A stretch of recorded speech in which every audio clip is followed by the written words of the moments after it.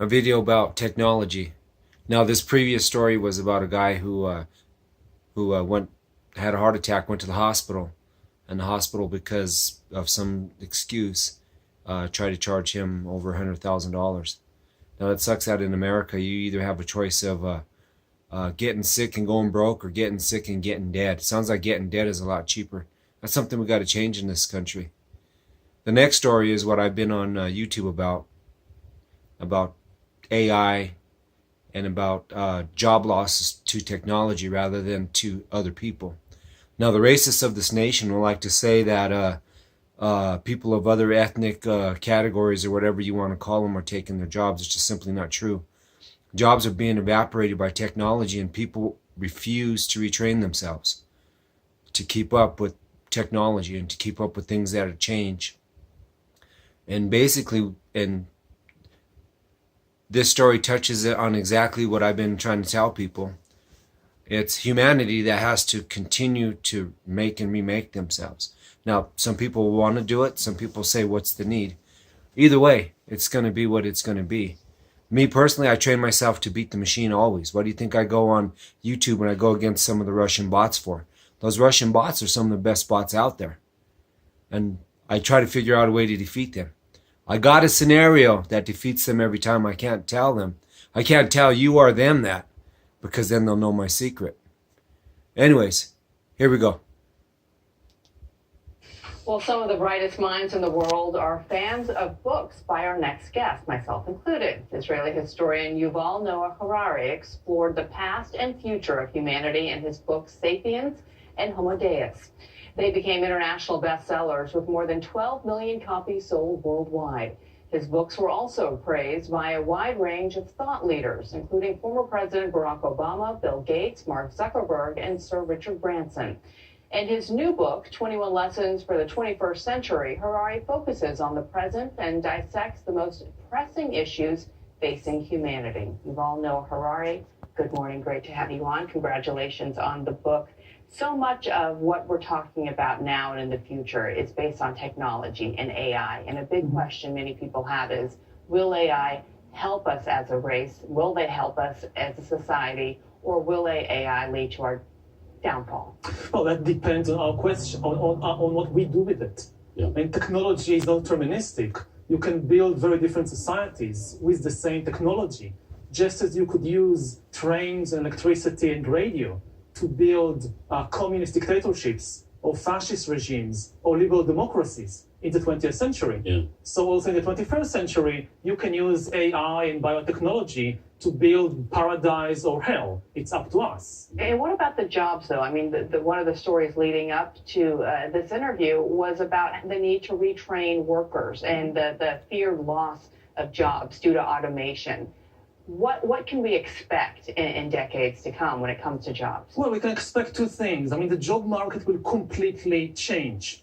And much of the struggle that people will have will be against irrelevance and not exploitation. Yeah, you said there's a real risk that we could create a massive useless class of people. Yeah, that's the biggest risk. That many people will lose completely their economic value and therefore also their political power. Now, there will be, of course, new jobs. Some jobs will disappear, many jobs will disappear, many jobs will emerge. The big question is whether people will be able to retrain and reinvent themselves in time, and whether they can do it again and again and again. Because if you have a 50, 60-year career, as life expectancy also increases, you will have to do it not just once. Yeah. Right? Some people think that the AI revolution will be some big event following which the job market will settle into a new equilibrium. But this is very unlikely.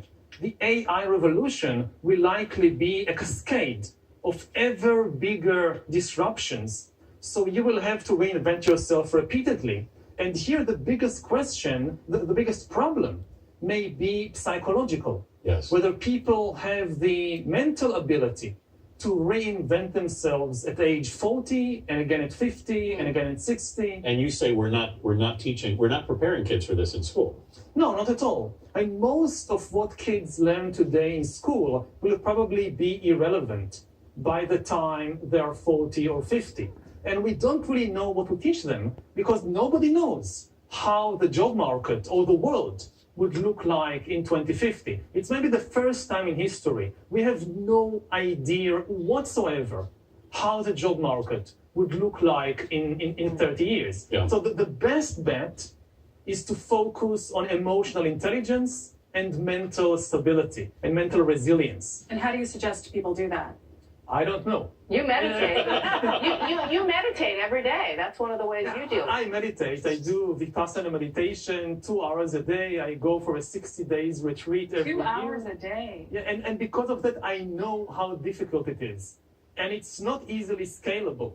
And it's much more difficult to teach emotional intelligence or mental resilience than to teach physics equations or to teach history or whatever. And we don't have the tools at present to scale up this kind of teaching. So most of what we see in most schools is just inertia. We do what was relatively okay in the 20th century. We're still, I mean, your point is we're still kind of stuffing kids full of information that they now can get pretty easily themselves. What we need to do is teach them how to evaluate that information. And that's part of the thing. And it's not what I say, it's almost all experts on education would agree. Information is the last thing the kids need. They have far too much of it anyway. Yeah. And censorship today works in a very different way. In the past, censorship worked by blocking the flow of information, and information was very valuable. Today, censorship works by flooding people with enormous amounts, not just of disinformation, Conflicting information. conflicting information and simply irrelevant information. And one of the questions you raise is who's going to own that information and who's going to be owning that data in the future as well. Yeah, that's maybe the biggest political question. I mean, in ancient times, land was the most important asset in the economy. So politics was the struggle to control land. In the last 200 years, machines replaced land as the most important economic asset. So politics became the struggle to control the machines.